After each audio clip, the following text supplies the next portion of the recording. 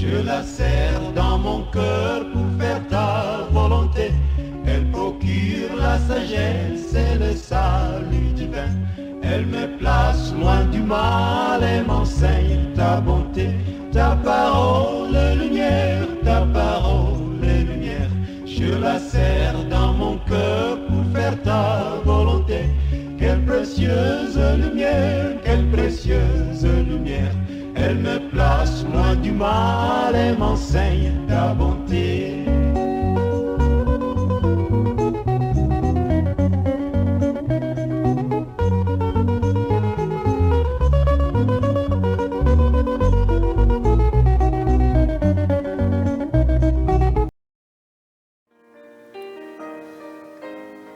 Bienvenue à votre émission Et si on déclarait ensemble. Tout le plaisir est pour moi de savoir que vous êtes toujours connectés pour cette série que nous avons entamée, Vivre pour la mission divinement assignée. Éternel, notre Père et notre Dieu, nous te prions.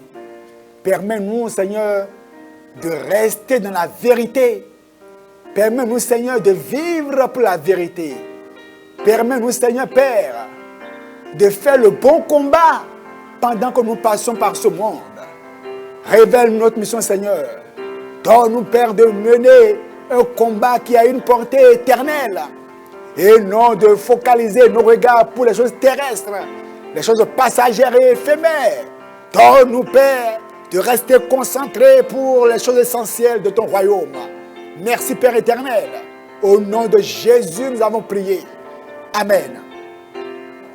Nous sommes dans la série Vivre pour la mission divinement assignée, la deuxième partie.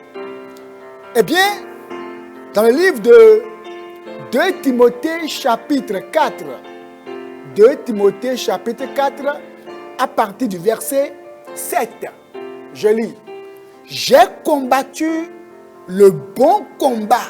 Ça, c'est les paroles d'un homme qui a vécu dans la mission divinement assignée. Une personne qui a pris toute son énergie, tout son temps, toute sa force, toute son intelligence, son savoir-faire, sa compétence, son argent, son avoir, pour pouvoir vivre pour la mission divinement assignée pendant qu'il était encore dans ce monde. C'est pour cela qu'il peut déclarer avec assurance ces versets que nous lisons.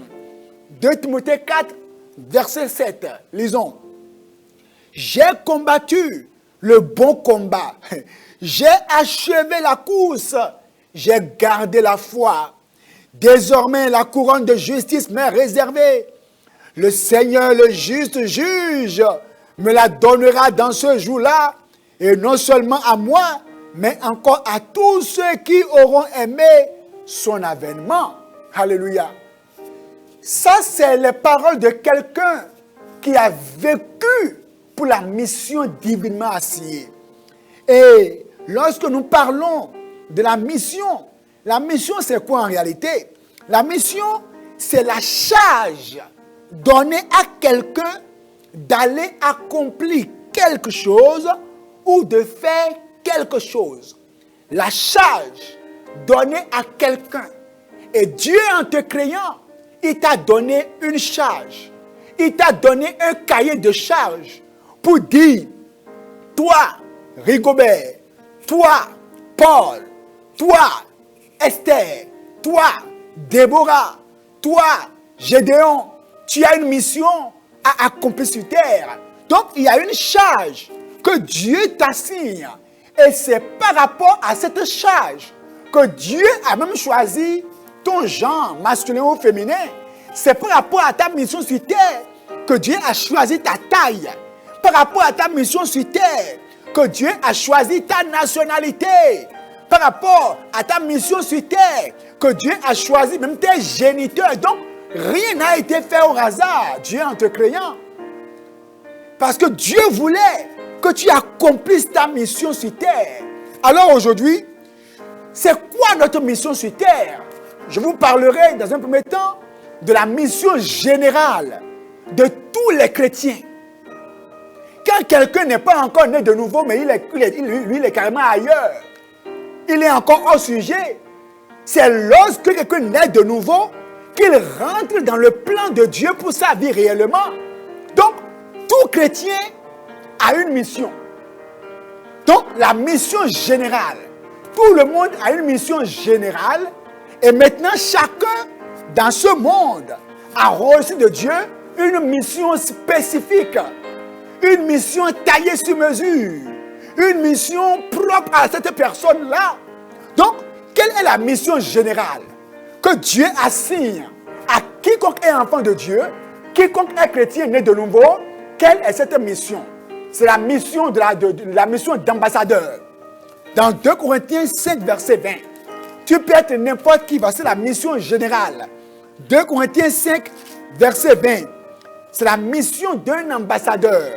2 Corinthiens 5, le verset 20, qui dit ceci. Nous faisons donc les fonctions d'ambassadeur pour Christ, comme si Dieu exhortait par nous. Nous vous en supplions au nom de Christ, soyez réconciliés avec Dieu. Nous faisons les fonctions d'ambassadeur. Ta mission sur terre, c'est la mission d'un ambassadeur quand tu es un chrétien. C'est ça la mission générale. On viendra après pour la mission spécifique. Mais aujourd'hui, nous parlons de la mission générale. La mission d'ambassadeur. Et c'est qui un ambassadeur? L'ambassadeur, il représente la nation dans le pays où il est envoyé. Il représente sa nation dans le pays où il est envoyé. Le chrétien, eh bien, a pour mission de représenter le ciel sur terre. Est-ce que tu reconnais que tu représentes le ciel sur terre? Est-ce que tu le représentes valablement? Par ton langage, par tes comportements, par tes actions. Parce que quand tu es chrétien et qu'on se moque de toi, on se moque du ciel. Déclarons ensemble. Seigneur, donne-moi de représenter valablement le ciel sur terre. Seigneur, tout comportement en moi qui a tendance à faire moquer le ciel soit balayé au nom de Jésus-Christ. Autre chose, un ambassadeur ne doit rien faire qui puisse porter préjudice à la nation qu'il représente. Rien. Il doit être un modèle. Et c'est pour ça que 1 Timothée 4,12 dit, sois un modèle, que personne ne méprise ta jeunesse, mais sois un modèle en conduite, en parole, en charité, en foi, en pureté. Donc, ta mission sur terre, c'est de ne rien faire pour porter préjudice à la nation que tu représentes, qui est le ciel. Donc, tu dois être une lumière pour la terre, une lumière dans ta famille, une lumière pour ton pays. Déclare après moi, Seigneur, donne-moi de ne plus rien faire qui porte préjudice au ciel que je représente sur terre. Déclare ça.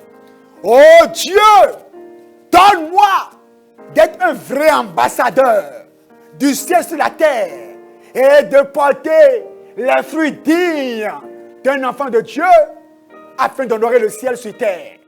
Amen. L'ambassadeur, il promeut les intérêts du pays qu'il représente. Tu comprends ça? Donc, celui qui est enfant de Dieu, la mission générale, c'est de promouvoir les intérêts du ciel sur terre. Ça veut dire quoi? Tu dois défendre les intérêts de Dieu sur terre. Tu dois prêcher l'évangile. Défendre la cause de Dieu sur terre. Et c'est pour ça qu'on dit, nous faisons les fonctions d'ambassadeurs. Comme si Dieu était en train de réconcilier le monde par nous. Donc, celui qui est ambassadeur, il défend les intérêts du pays qu'il représente. Est-ce que tu défends les intérêts du ciel sur terre? Dans ta maison, dans ton quartier? Est-ce que tu défends les intérêts de Dieu? Est-ce que tu peux ouvrir la Bible et montrer aux gens le chemin et aller contre les hérésies, lutter contre les hérésies, combattre les fausses doctrines, lutter contre le péché et défendre la doctrine de Dieu sans avoir peur? Déclare après moi, Seigneur, Donne-moi de défendre le ciel, de défendre la vérité de Dieu, déclare. Donne-moi, Seigneur, de défendre la parole de Dieu avec la puissance du Saint-Esprit. Au nom de Jésus, arrache-moi la peur. Au nom de Jésus. Amen. Celui qui est ambassadeur de Christ sur terre, eh bien, il jouit de l'immunité céleste.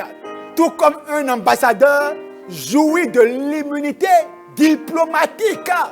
Donc tu es protégé par le ciel. Il n'y a pas à avoir peur. Le sang te couvre, la puissance te couvre pour que tu puisses accomplir ta mission.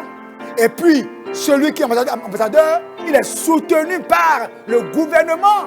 Donc, quand tu es enfant de Dieu, tu es soutenu par le gouvernement céleste. Déclare après moi, Père éternel, je reconnais que je suis soutenu par le gouvernement céleste. Par conséquent, ma mission d'ambassadeur, je l'accomplirai dans la puissance de Dieu, au nom de Jésus. Merci Seigneur Père, d'arracher de moi tout scandale et tout péché, au nom de Jésus. Merci Père éternel, au nom de Jésus-Christ. Amen. Sois béni. Ta parole est lumière qui éclaire mon chemin. Je la serre dans mon cœur pour faire ta volonté. Elle procure la sagesse et le salut divin. Elle me place loin du mal et m'enseigne ta bonté.